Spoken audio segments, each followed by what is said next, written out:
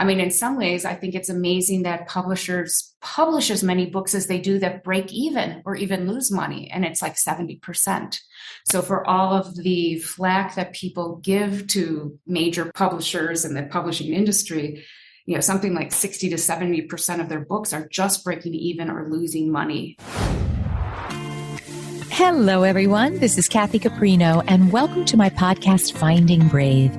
I've created this show for everyone who longs to create something bold and brave in their life, to rise up, speak up, and stand up for who they are, and to reach their highest and biggest visions. Each week, I'll be speaking with inspiring guests from all walks of business, leadership, entertainment, the creative arts, and the entrepreneurial world. And they'll be sharing their intimate stories of finding brave and offer their best strategies for building your most rewarding, joyful, and meaningful life, business, and career. Hello, everybody. Welcome to another episode of Finding Brave. This is coming to you end of April, I think, right now.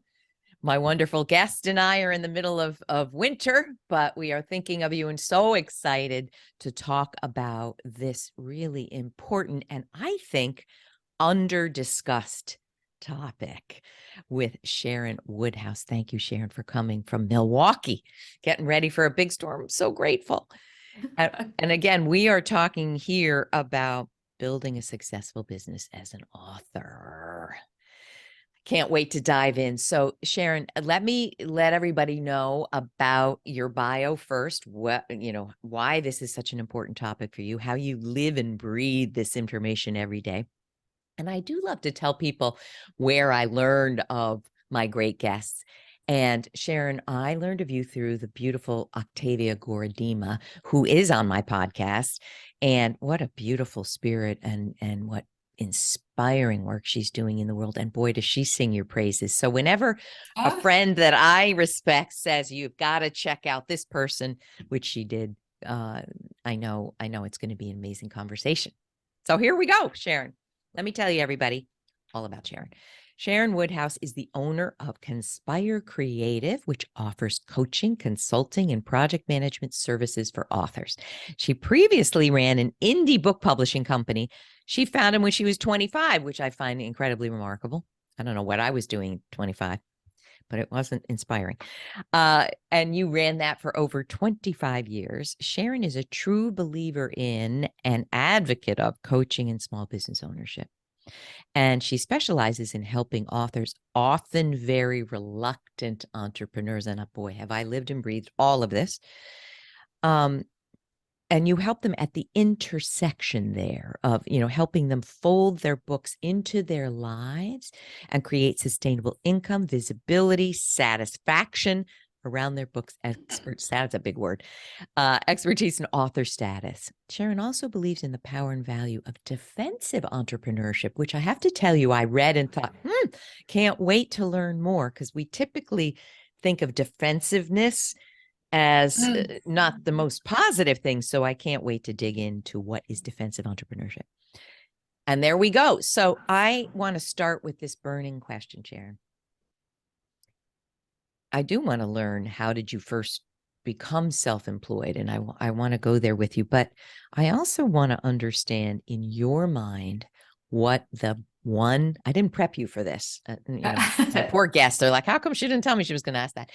What do you think is the one most difficult challenge authors have in either getting their book out in a way they feel satisfied with and making money from that? What is the biggest challenge you see over and over in running your book publishing business in this? I can't wait to hear. The biggest challenge is that writing a book and what motivates you to write a book are just so different from the bulk of what comes afterwards. Marketing, sales, promotion. So solitary, inner-driven activity, and then outward-facing activity in an area that so many of us feel uncomfortable with: self-promotion, sales, money, and then all the stuff wrapped up with money and worries about that. So that's number one. I I think you're so right, because I hear from so many people who are just starting out on every part of the arc. They're just Yeah. starting out with their first blog post, or they have the book proposal and they're looking for an agent. And I feel like, tell me if you disagree with anything I'm saying, but as having written 2 books, I've been on every trajectory. In the beginning, I think for many people, and I'm in the nonfiction world, there's memoir, there's a million other things. But for me, for instance, there was the idea, like, wait a minute, whenever I hear something over and over and over in my own coaching practice, I think it's time for a book, because I Yeah. can't do this one-on-one only. So then there's the idea. Then there's the vetting of the idea and the researching of the idea. Then you have, for me, the stats, and to me, it has to be very research-based, but then you have to write it. Now, even the sitting down and writing, even though I'm a writer, with thousands of posts, I would have to almost bribe myself. Sit down in the chair now. Don't go do the laundry. Don't go, right? So then there's the hard work of writing it.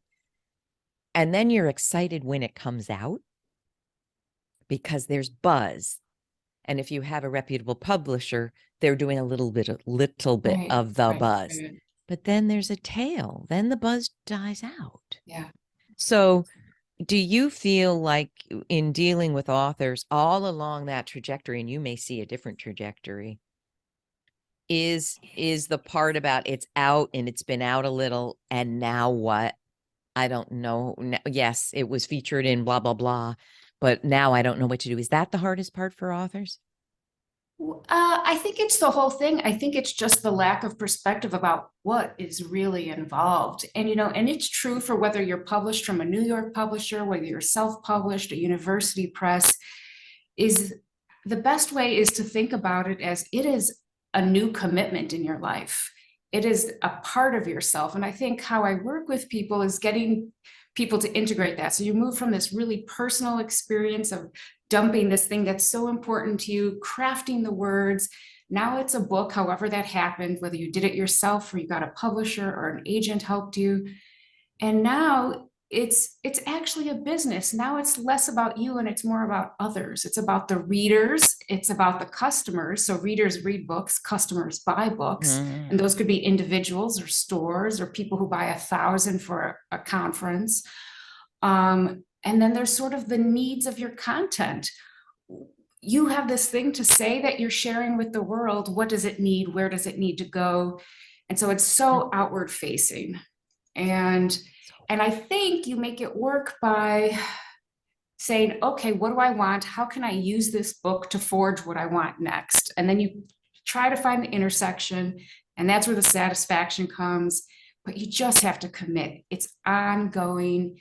It's a long process, and you make it part of your life. And I think that's where the money and the satisfaction comes. But it's a long process, and no one likes it. No one wants to hear it, Kathy. Most people will hear it. Yeah, Yeah. Go ahead. Say it. What were you going to say? Yeah, I mean, no one wants to hear just how involved it is. But if you can turn yourself over to that, you can make something wonderful out of it. I mean, it's sometimes people only want a new group of friends. They don't realize that they just want interesting friends. They write a book, and a book is a great tool to interesting friends. Or they just want a little extra money, or they want to get out of the house, or they want to have done something. They want to have just emptied this thing they've been carrying around with them. So sometimes if you know that that's what you want, it's pretty easy to get. But sometimes what you want from your book changes as you go, because you've put yourself into it, you're expanding your horizons, you're committing, and all of a sudden new opportunities come that you didn't even think were possible. So it is really different whether you're self-published or whether you're someone with an audience already, a thought leader, and you're published with an agent in a New York house. But still, everyone comes back to the same thing in the end. It's not what I expected. I thought it would take care of itself, and it really doesn't, but that's okay. We, figure out how you want to take care of it. And I have all these ideas on how that happens. It really involves building a business and taking an entrepreneurial approach to whether that's a part-time endeavor. I'm going to do this for 2 years, I know people have done this for 3 to 10 years. I know people have built a part-time business off their book. I know people who built a full-time business, people have quit their jobs once they got into the hang of it for them. And these are all people who are, I'm going to say, are writing modest books. We're not talking about bestsellers. Right. And I think that's a path that's available for people if they're willing to trot on it, if they're willing to take the path. I love every word you say, and every word rings very true. I want to ask a few things here, and then I want to talk about your tips on entrepreneurial endeavors here. But I would love to, for everyone listening who has a book inside them, and I want to make a caveat, big words, big capital letters. This is not to discourage you. I always say this to people, like even people who say, I want to be a coach who makes 100,000 a year and I have no coaching experience. I say these things not to discourage, but to have you have your eyes very wide open about the reality today. So I want to talk about your thoughts on the biggest myths that you have to help authors overcome. And I'm going to give you two that I hear over and over. The other day, for instance, I heard from someone who is writing somewhat of a memoir and I don't want to give too many details because then it'll give it away, on a particular niche that if you don't have credentials and training in that niche and you have other credentials, no publisher, no reputable publisher will publish it. Because when you're talking about this particular niche and many others, if you just have some cool ideas, but they have not been vetted at all. And this person called it a memoir. And I think that they really think they're going to be published by reputable publishers. No, it's not going to happen that way, I think, because first of all, the publishing world is imploded. And they're looking, reputable publishers that we know that give an advance, let's say, well-known, they're looking for the author to have a following already that they can sell books. Yes. Yeah. They're not going to be selling them for you. They're going to do sometimes the bare minimum. I used to work at a lot of publishing companies, Cambridge University Press. I was the marketing manager for Sciences. We did what was on our list to do. And that was it. That was our agreement. Anyway, number one, they want authors with a following who can sell books just by talking about the book. Number two, they want authors where they're not going to get in trouble publishing that author, that it's vetted, there's credibility, there's training. So you're not going to be talking about crypto when you know nothing about crypto. Right.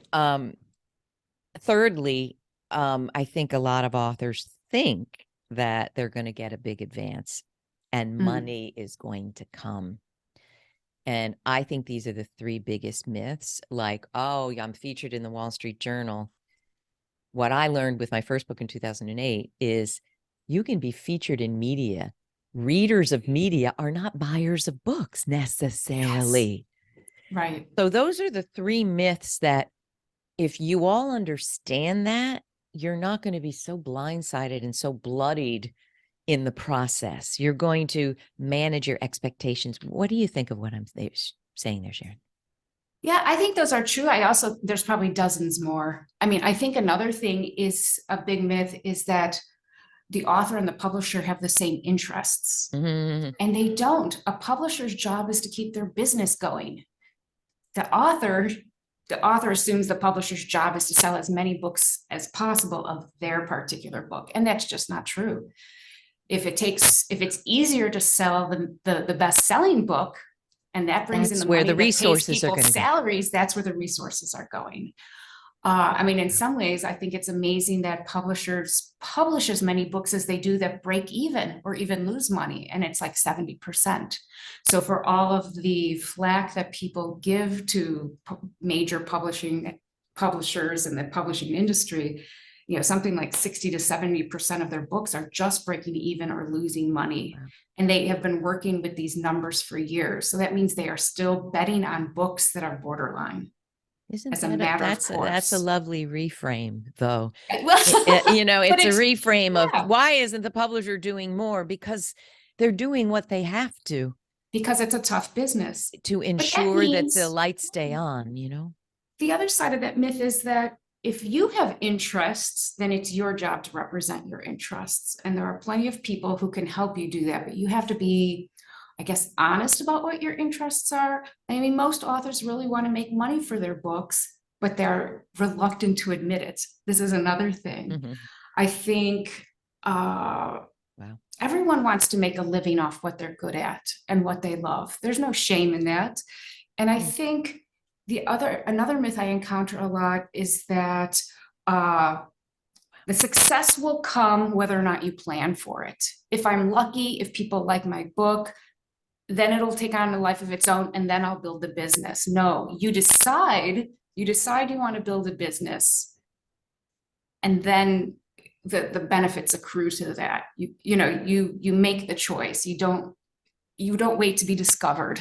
You're not the starlet in 1950s in some backwater town, Right. discovered by the movie mogul. You go out and you put the pieces into place and make it work. And I think there's a great new trend in business books that might be well aligned for authors, and they're kind of saying they teach you how to build a business without, separate from the hustle culture. A lot of them are written by women, and I think it's just a great new support for entrepreneurs. Other perspectives. There are many ways to build a business that fits with your life. And that's what authors will be doing. We're not building massive widget companies or software breakthroughs, high tech, any of this. But I do think that another upside of where we're going in a world that full of automation and maybe quiet quitting and people looking to see what else is out there is that we can develop the things that we can only do as humans. How can humans serve other humans? And authors are in that category. It's a world of meaning making. High creativity, expression, imagination, information, education, connecting. Authors are in this space, and I think it's a growing world for entrepreneurs, for artists, creatives, and authors should remember that they're in that world. I love it, Sharon. I want to just, in case it's helpful, talk about for a second, the myths that I got suckered into. And even with my second book, The Most Powerful You, I believed in that content. And early on, I created a video course as the companion. And the ironic thing is, I just thought I think one of the challenges is we love our material so much because we've lived it so much that we can't even imagine it wouldn't be an instant bestseller. Right. I don't think that's necessarily narcissism. It's that we love it and we've breathed it and believe in it. So doing the course, I kind of thought it would just sell by itself. And it was only when a division of the United Nations purchased a few of the memberships for the course, I thought, maybe I can get this into organizations. But I even want to share with folks that hasn't been my world. I haven't been interacting with DEI, diversity, equity, inclusion, HR people. My world has been women coming to me directly. So sometimes, as you touched on, your book will take you in directions that you never foresaw. In other words, I'm really wanting the course to scale by organizations offering it to 1,000 or 50 and organizations paying for it. So sometimes your beloved book child will take you on a journey you're not prepared for, and maybe you're not even that skilled in. But if you love it and that's where you want to go, you decide to do it. So for the past year, it's been a lot of outreach for me to the HR world, and you have to have patience. Right? So it's slowly coming to fruition or building, but my goodness, it was a learning journey and nothing about it was instant. Would you want to share anything about that? Yeah, I think you're right. The habit of outreach, I think, is one of the most difficult and effective and important things that an entrepreneur can develop. And I think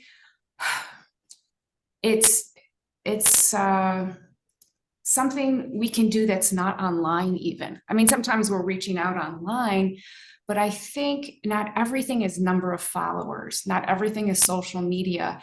And I have found, especially for people who are older and who have lived a life and they have a lot of contacts and experience and talents, is reaching out to the people you know and reaching out to media members, reaching out to bookstores, reaching out to HR departments, that, you know, the old fashioned picking up the phone or networking, asking for help, asking for a favor, asking for an introduction, and making the habit of it. It's, yes, I see your face. It's so hard.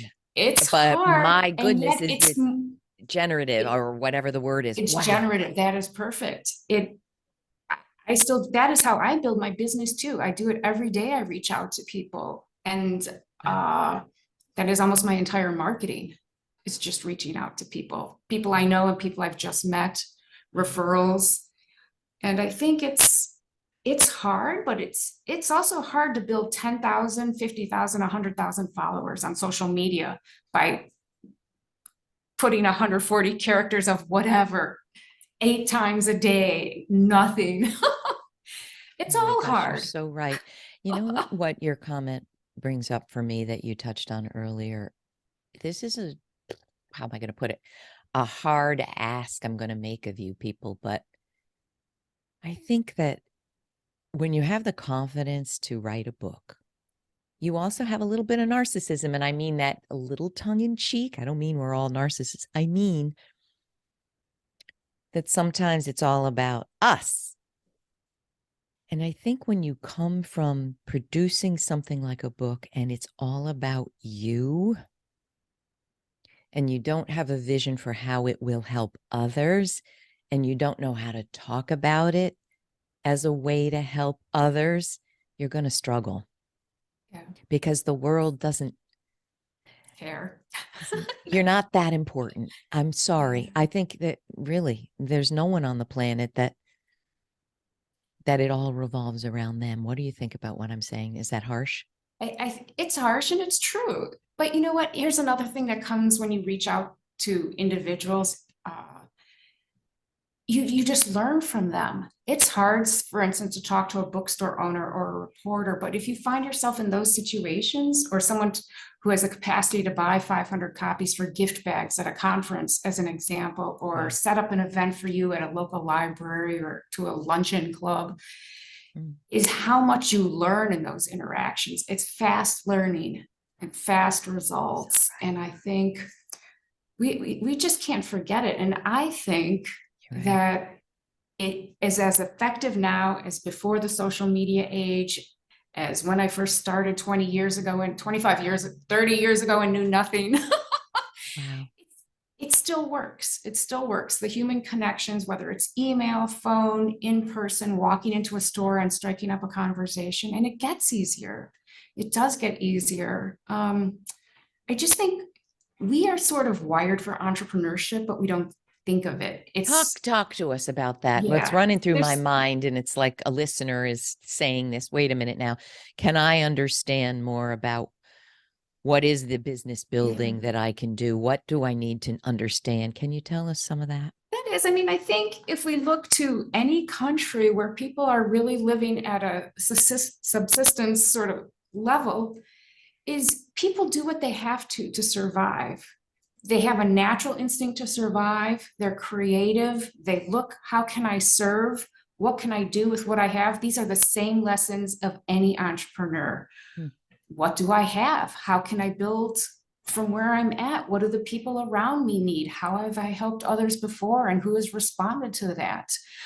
It's creative, it's expansive, it's connecting, it's serving. I think anyone can tap into those things. It might not feel natural. You might be suspicious and not believe me, but I think it does ring true. And then there's skills, and then you can learn the skills to harness that.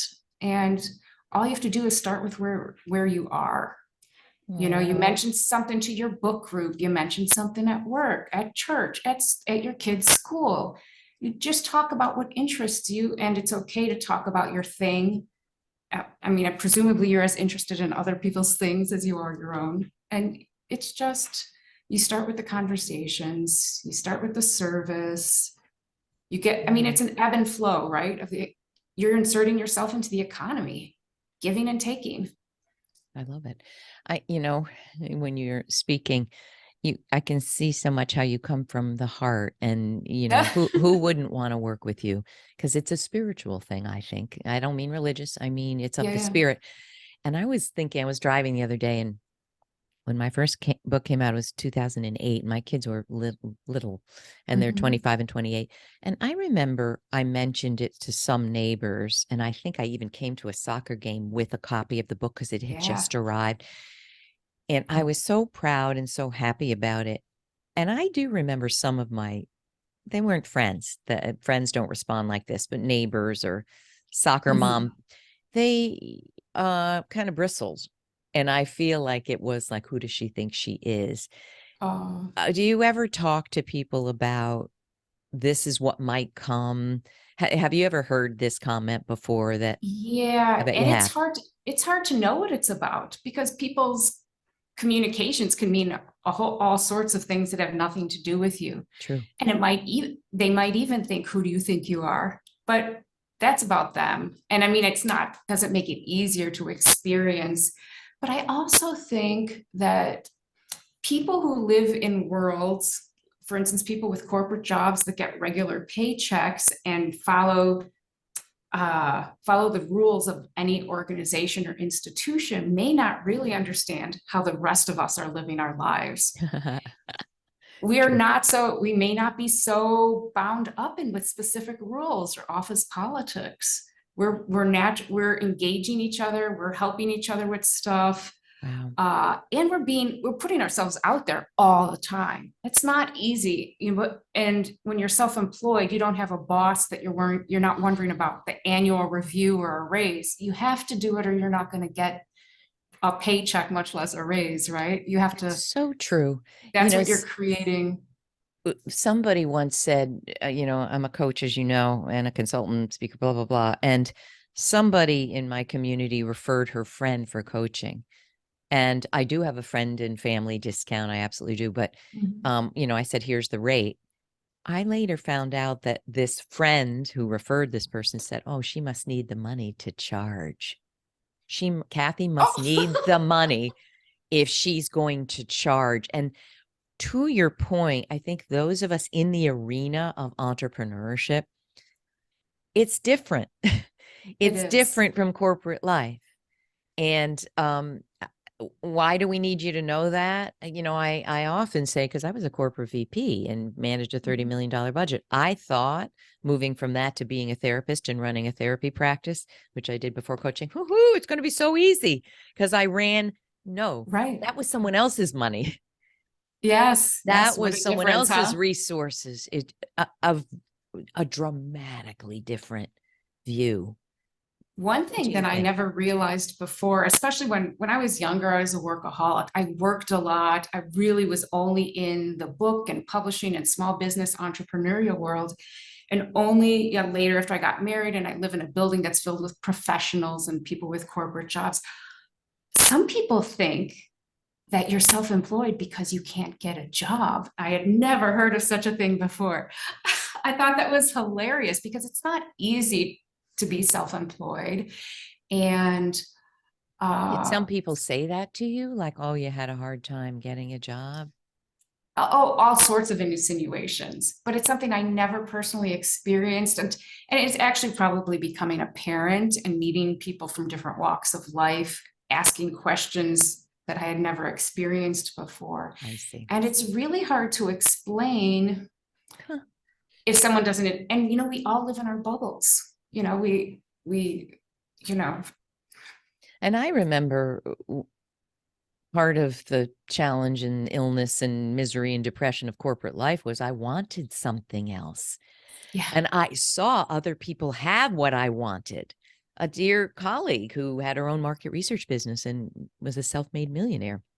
Wow. I wanted that, but I didn't think I could be that until the universe pushed me out of that corporate job. And I said, okay, this is it. It's time that you start. So to me, it's you're brave. You're brave if you're doing this. Not that you're not brave if you're in the corporate world, but if you're miserable in your corporate job, then you do need more bravery. Finding brave. This is what we're talking about. It's not easy, Right. but man, the benefits. All right, let's talk about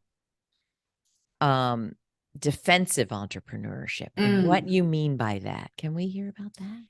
Yeah, I love that phrase. There used to be a website devoted to maybe just the concept, one guy's meanderings about it, and then I never saw it again, but I loved it. And the idea was it's a way of protecting yourself against the uncertainties of the world, the future, the economy, and that is you should always have an enterprise to fall back on. You should have a plan B, C, and D, and entrepreneurship and the ability to make money if you need it is an important skill. Wow. And I love that. I agree with it. And I even have backup business ideas for myself. If this business fails, this is how I'm going to make up the money in 2 months until I get things sorted out, as an example. So I've got a plan. I've got a plan B through Z probably. But I think it's just important for people to realize, I mean, look how many people stay at jobs they don't like. They're physically and they're harmful physically, emotionally, they are affecting their relationships, all of these things, because they're so used to the money, they do not have another way. So defensive entrepreneurship is just a thought that I know how to make a living. I know how to survive without this thing, because I've thought about it and I've put some pieces into place, and I have enough confidence to do if I need to, or I'm building it on the side as a backup plan so that if I need it, I can ramp it up. I love it. And I think authors can do that because they have something valuable already, right? They have the book, they have their experience, they have intellectual property that they can leverage. I have a twist on that, which is this: nothing outside of yourself is secure except what you have to offer the world. And I know that because I, had a very big job and I was promised the moon and I was laid off a month after 9/11 in a brutal way. No job is secure. Yeah. Even if you think it is. So it's, to your point, take some time to think about, if I lost this job today, or if I walked away like I want to, what, and of course there's a transition period. It doesn't magically emerge, but I love it. I think the exercise, tell me what you think, would be take this weekend when you hear it to just sit with yourself, devices off, and think, if I lost this way of making money today, what would I do? What could I do? And what do I need to put into motion to prepare? So I often tell people, I don't care how happy you are in your job, interview outside of your job. One, you get to know your place in your value in the marketplace, but also you build contacts, you stay fresh. So tell us, let's dig into defensive entrepreneurship. And we're talking about authors and writers. What are ways that most authors are not thinking that they can actually monetize their intellectual property, Sharon? Is that something easy you can answer? Yeah, they're not just making money off their books and their book sales. So start thinking about, what do I have as a person because I've written this book to offer? So speaking events, even workshops, classes, tours, webinars, so in person, online, and then package deals, speaking to a group where everyone who shows up for the event also gets a book. That's a great deal, because sometimes authors, because they are not business people, are not thinking of the financials behind stuff. Someone they met on Twitter buys a book and they're thrilled, $9. But you talk to a group of 50 people on your topic and they buy a book in advance, and you get a speaker's fee that's 50 times 20 plus your speaker's fee. Maybe you've made $1,500, and that's a lot more than $9. I love it. Obviously. I love it. And also, as people read that book, you might then be able to offer them services. They'll reach out. My gosh, I would like you as a coach. I would like you to come to speak to my group it scales. It scales. Right. And you learn after a while, you start using checklists, systematizing. You can just start where you're at. I show up to my local library and I do an event. And then I ask people at the end to take a picture and post it on social media. And then you're like, oh, that's a good idea. Put it on the list. Wow. Next time I'm going to bring bookmarks, put it on the list. Next time I will have bags.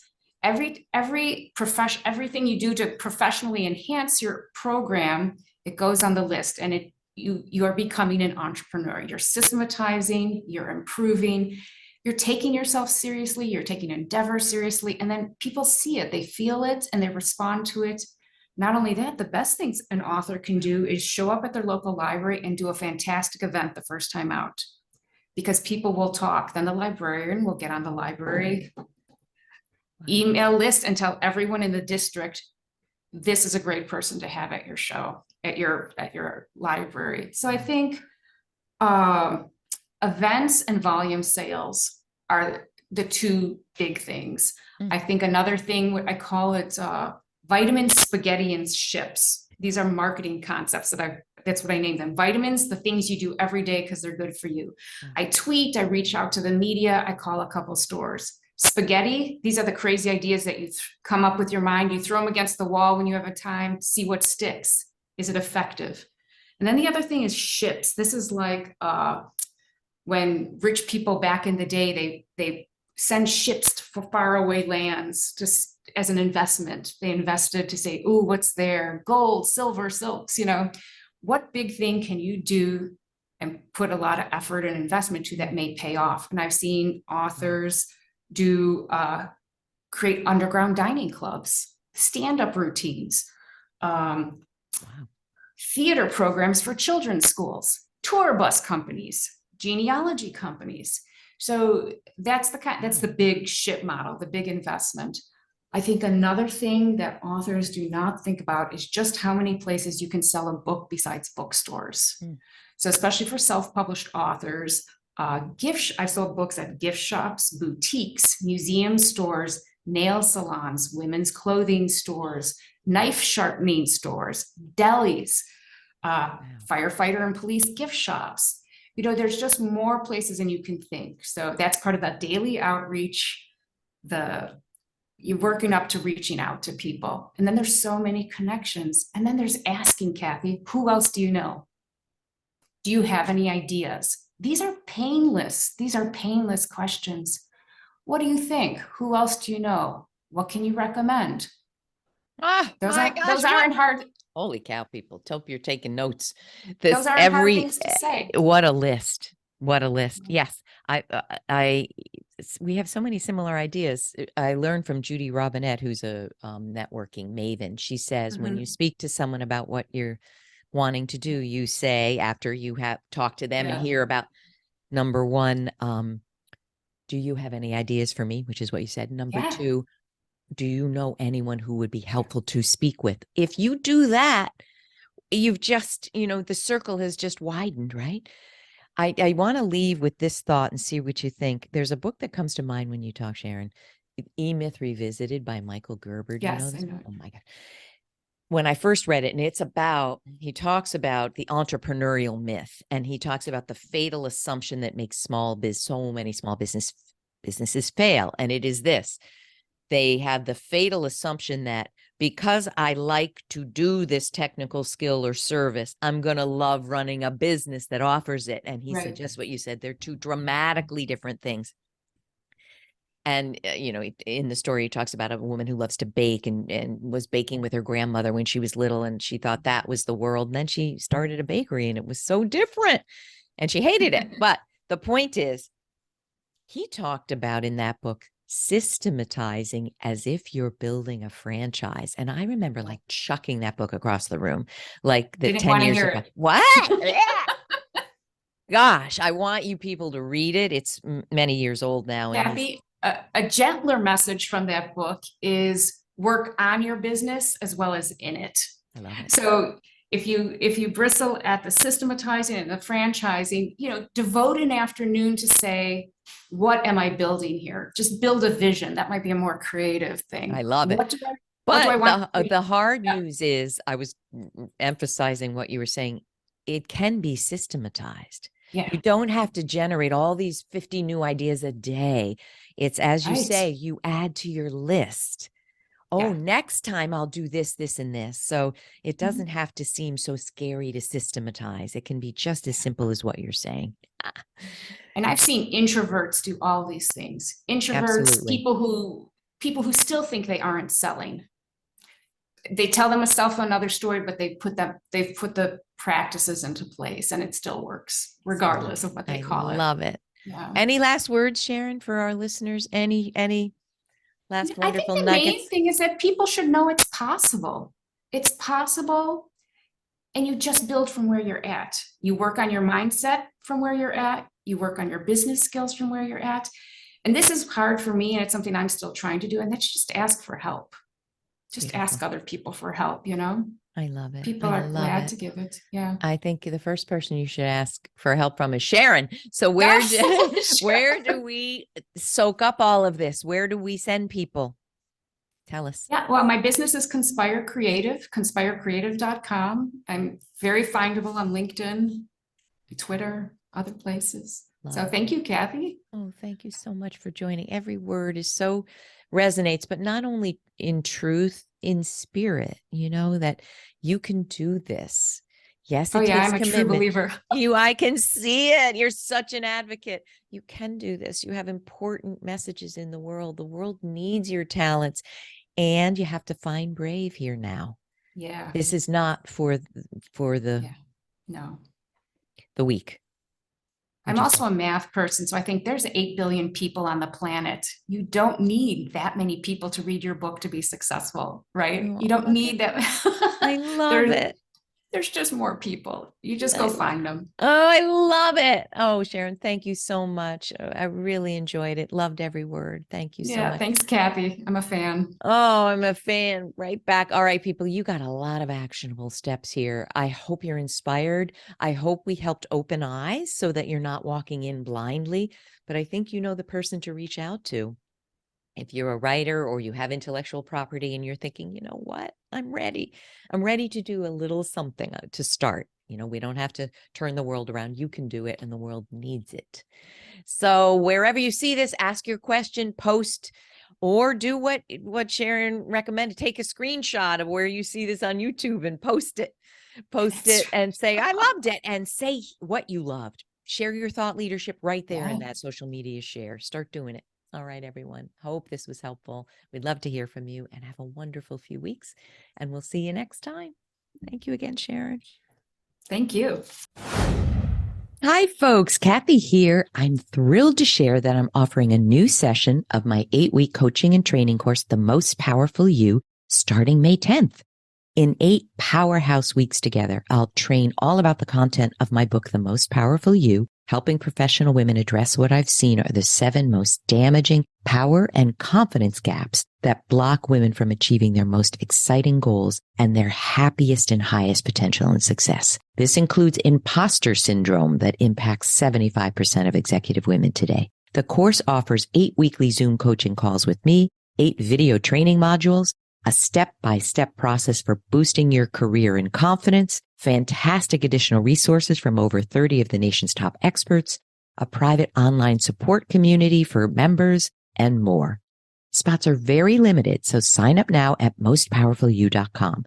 And when you register as an early bird, you'll save $300 and get 8 amazing bonuses. I've delivered aspects of this training to over 50 organizations worldwide, and participants have called it transformative and life-changing. I'm confident this course will move you forward fast. I hope to see you there. Thanks so much for joining us today. And please don't forget to check out findingbrave.org for more programs, resources, and tips. And tune in next time for your weekly dose of Finding Brave.